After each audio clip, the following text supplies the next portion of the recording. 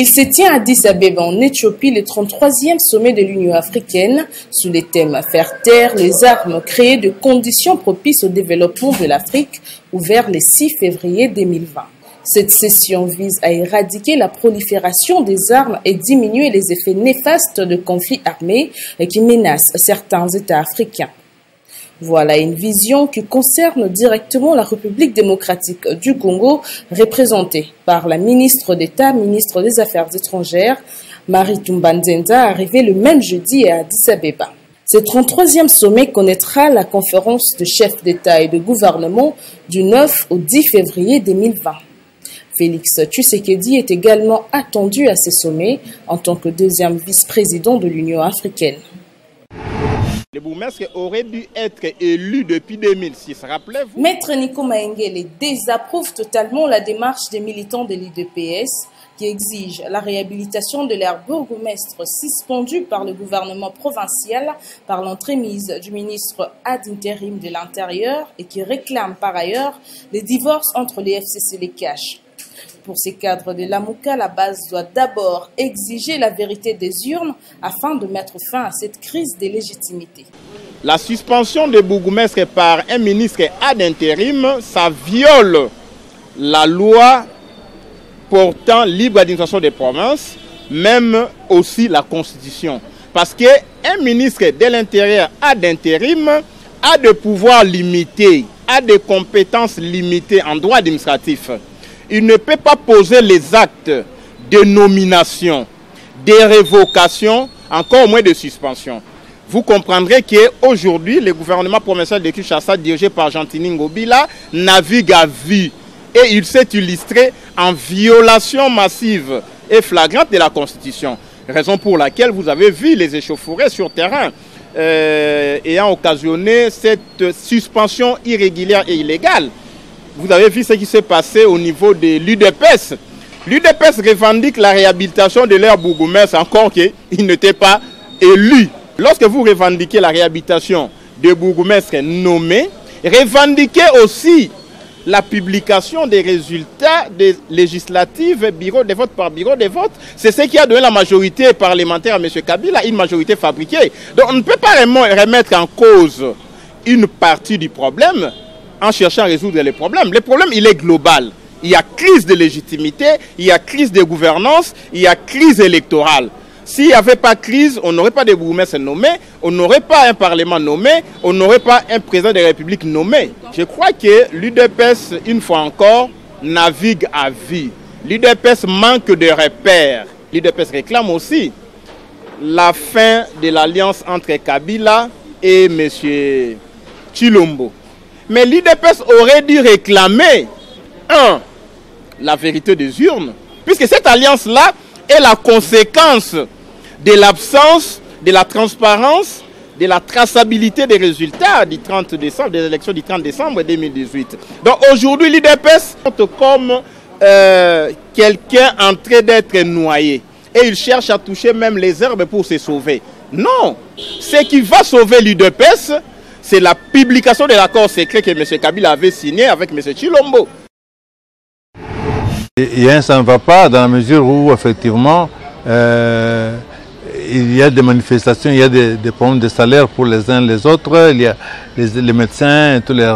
Mais quand on gouverne, on doit trouver des solutions. Lorsqu'il y a ça ne va pas, on doit trouver des solutions. Le gouvernement est là pour trouver des solutions. C'est sa mission, n'est-ce pas? Être au service de la population. Ailleurs, on dit même, au lieu de dire ministre, on dit serviteur. Donc, il faut trouver des solutions rapidement. L'état de droit veut dire qu'il y a une séparation de pouvoir, que chacun assume ses responsabilités. Que les bourgmestres assument leurs responsabilités. Que le gouverneur assume ses responsabilités. Que le gouvernement assume ses responsabilités. Le Parlement, les cours des tribunaux.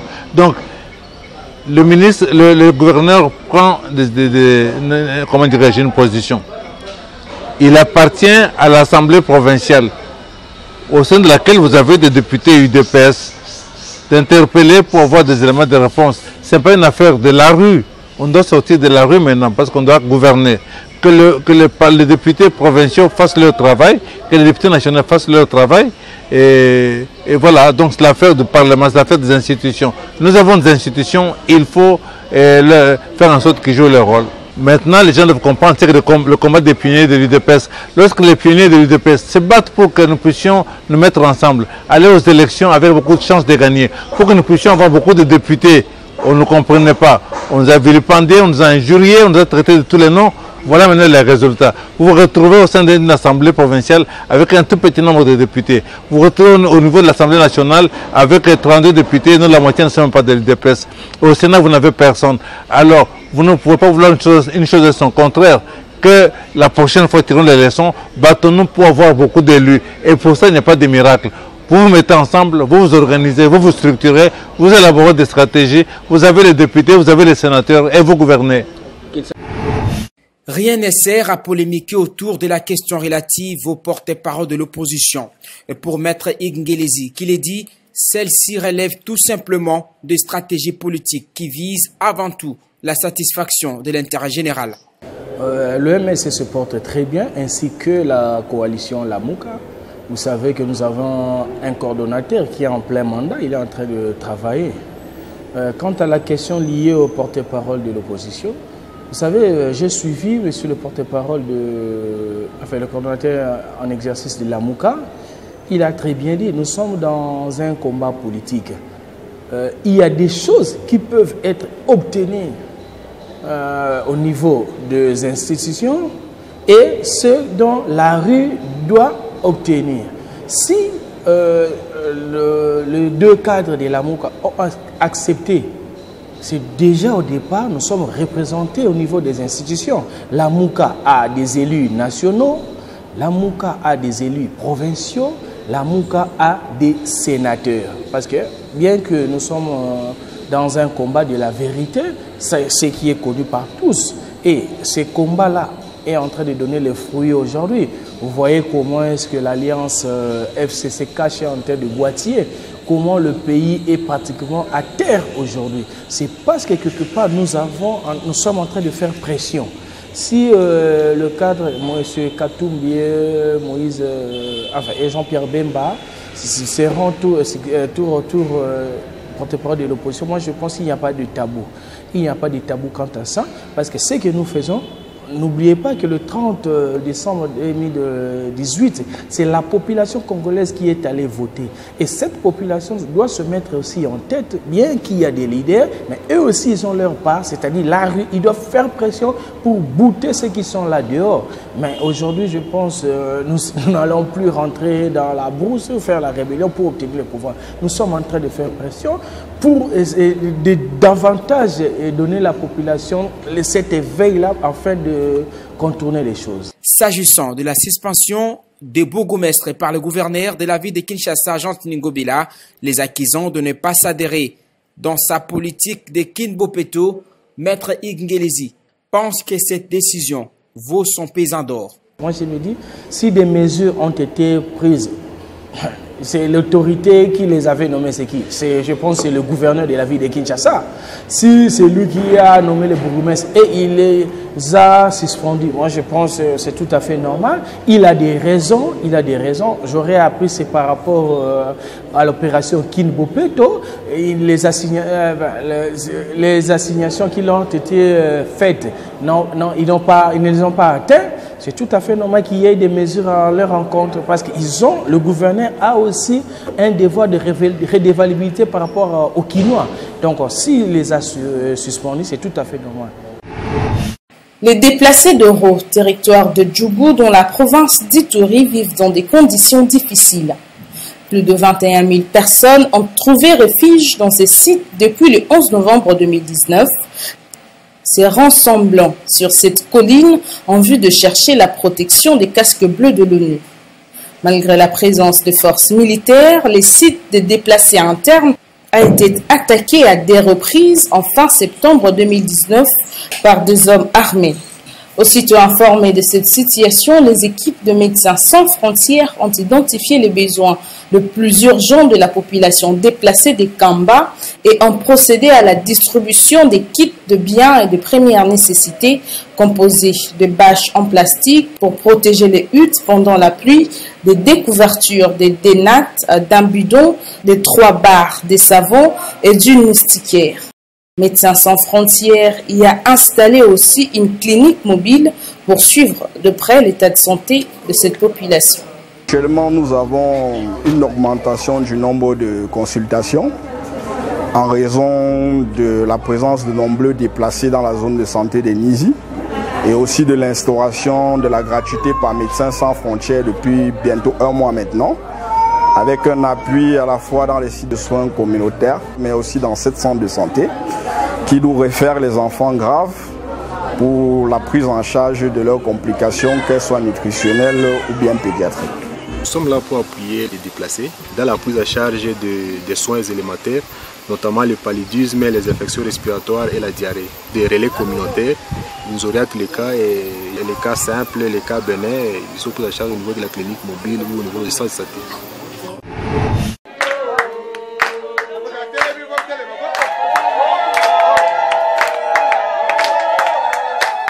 Coordonnateur de l'ASBEL Grand Équateur, Didier Kabela Litengue est loin de se fatiguer. Il poursuit les activités préparatives de la grande cérémonie d'échange de vœux qui se tiendra incessamment entre les membres de cette structure. Didier Kabela a procédé à l'installation des comités communaux devant assurer les suivis pour la réussite totale. Nous avons repris notre bâton de pèlerin pour faire de Kinshasa le grand village du Grand Équateur, afin de procéder à la maîtrise de la gouvernance des effectifs des Équatoriens qui sont ici à Kinshasa. Aujourd'hui, nous avons commencé par la commune de Lemba, où le comité provisoire dirigé de main de maître par Madame Mimi Zonga a été installé.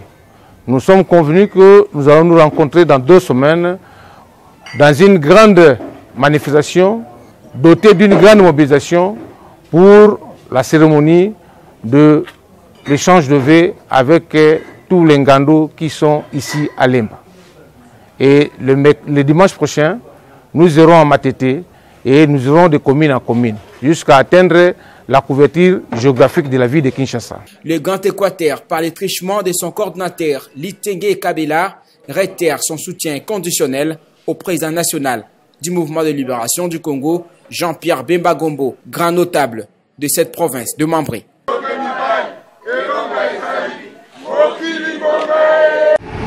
Sensibiliser la population, le personnel médicaux et paramédicaux, interpeller les pouvoirs publics aux réalités des handicaps et les problèmes des enfants en RDC. Telle est la feuille de route de l'association sociale l'ASBEL, le berceau de Moïse. Les membres de cette association se sont rencontrés le mercredi 5 février en leur siège social situé dans la commune d'Engaba. Berceau de Moïse assure entre autres l'accompagnement de familles dans les démarches administratives pour l'internement des malades atteints de pathologies spina bifida et tous les soins dans les hôpitaux ainsi que leur logement pour une prise en charge. Le maman d'un de bébés atteint de cette pathologie en appelle à la responsabilité des autorités.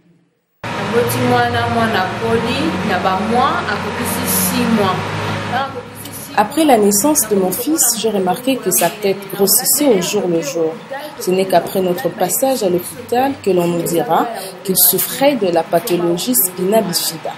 Pour son opération, on nous demande la somme de $5200 que je n'ai pas et je demande aux autorités de me venir en aide pour que mon fils se fasse opérer. Combien? $5250. Le travail du berceau de Moïse devra être appuyé à sa juste valeur selon son coordonnateur, Ben Cheke Amani. Et maintenant, nous sommes en train de vouloir que ces enfants soient pris en charge par l'État congolais, par les partenaires de bonne volonté et des hommes qui sont affectés, qui sont touchés par ce qu'ils voient souvent. Parce que vous savez, les enfants, ils sont appelés souvent Banamaï, tout ce qu'on donne comme attributif, comme quoi ce sont des enfants qui résultent de la sorcellerie. Alors c'est comme ça que nous disons, nous devons mener une ligne pour que ces enfants soient pris en charge intégralement, du début jusqu'à la fin. Nous sommes dit que, en tout cas, au moins pour l'espace, pour un début, parce que c'est une prise en charge qui dure parce qu'il faut peut-être 6 mois, 3 mois. Nous nous sommes dit pour un début, nous prenons 15 enfants et nous prenons aussi 15 gardes, c'est-à-dire maman, accompagnateur. Mais pour l'instant, vu nos maigres moyens, vu nos limites, nous avons au moins juste un enfant hydrocéphalie qui souffre de l'hydrocéphalie. Il y a un enfant spina bifida que nous avons pour le Bas Congo qui a été opéré. il y a aussi un enfant qui souffre de lait, l'autre qui souffre de l'handicap. D'une manière générale, on est en train vraiment de vouloir le faire. Donc au total, je peux dire que nous avons 5 personnes prises en charge. Face à la presse, ce vendredi, à Kinshasa, M. Serge Toussaint, grand maître de l'ancien mystique, ordre de la Rose-Croix, a dissipé les préjugés. Numéro 1 de la juridiction francophone de la MORC, ce dernier a d'une manière claire et sans tabou éclairé l'opinion sur cet ordre qui, a-t-il dit, est riche en valeurs, susceptible de changer le monde. La Rose-Croix, la croix représente le corps physique de tout être humain. Vous avez remarqué certainement que un homme, une femme qui se tient debout, les jambes serrées l'une contre l'autre, les bras à l'horizontale, son corps forme une croix. La croix, en réalité, est un symbole universel qui représente le corps de tout être humain. Et la rose rouge au centre de la croix, dans l'ordre de la rose-croix, représente l'âme de l'homme. Ça veut dire que la rose-croix, c'est très important, n'est pas un symbole religieux, n'est pas un symbole chrétien. Dans l'ordre de la rose-croix, c'est un symbole universel qui représente la dualité de tout être humain, c'est-à-dire le fait que tout être humain dans le monde est à la fois corps, la croix, et âme, la rose au centre de la croix. On ne peut pas comparer la rose-croix au judaïsme, au christianisme, au bouddhisme, à l'islam. Ce n'est pas un mouvement de masse. Alors la rose-croix, c'est un mouvement philosophique, donc forcément plus limité et moins connu. Ensuite, on ne fait pas du tout de prosélytisme. Jamais vous ne verrez un rosicrucien frapper à votre porte en disant « Voilà, nous sommes rosicruciens, venez chez nous ». C'est l'inverse. Quelqu'un entend parler des Rose-Croix à travers une émission de télévision, de radio, Internet, et lui va prendre contact. Vous voyez, c'est comme ça qu'on fonctionne. Alors, ce qui fait que parfois, effectivement, on est méconnu, mal connu. D'où l'objet des conférences publiques que l'on fait régulièrement quand même, non pas dans le but de recruter, dans le but d'informer. Pour nous, ce qui est important, c'est que les gens sachent qui nous sommes vraiment. Mais pourquoi le monde a-t-il une très mauvaise perception de la MORC? Serge Toussaint répond. Si les gens qui critiquent la MORC prenaient le temps et la peine de se renseigner, ils verraient que c'est une très belle école et qu'ils n'ont rien à craindre de cette école. Alors vous me parlez du mot mystique. Mais le mot mystique vient du mot mysticisme et inversement. Littéralement, ça veut dire étude des mystères de la vie. Qu'est-ce qu'il y a de négatif là-dedans? Je suis sûr que vous vous posez des questions sur les mystères de la vie. Quel est l'être humain en ce monde qui ne s'est pas demandé un jour, mais qu'est-ce que je fais en ce monde? Quel est le but de la vie? Est-ce que la vie a un sens? Et puis il y a une certitude pour nous tous, c'est qu'on va tous mourir. Qu'en est-il du mystère de la mort? Ce n'est pas un sujet tabou pour les rosicruciens. Moi-même, j'ai écrit un livre, Qu'est-ce que la mort? Parce qu'on va tous mourir. Eh bien, les rosicruciens ont une approche philosophique de la mort. La plupart ne craignent pas la mort. Quand on sait à quoi la mort, par exemple, correspond, on n'en a pas peur. En général, on a peur de ce que l'on ne connaît pas. Voyez? Donc, les mystères de la vie sont faits pour être compris. Et notre objectif, eh bien, c'est entre autres de permettre aux membres de mieux comprendre les mystères de l'existence. Et en général, quand on comprend mieux les mystères de l'existence, on est mieux dans sa peau, on est plus heureux, et par conséquent, on est à la fois un meilleur être humain et un meilleur citoyen. Et ça, c'est l'objectif global de la MORC. En séjour à Kinshasa, Serge Toussaint, patron de la juridiction francophone de la MORC, tient depuis ce vendredi des conférences publiques dans le but de répondre aux préoccupations qui prêtent à confusion.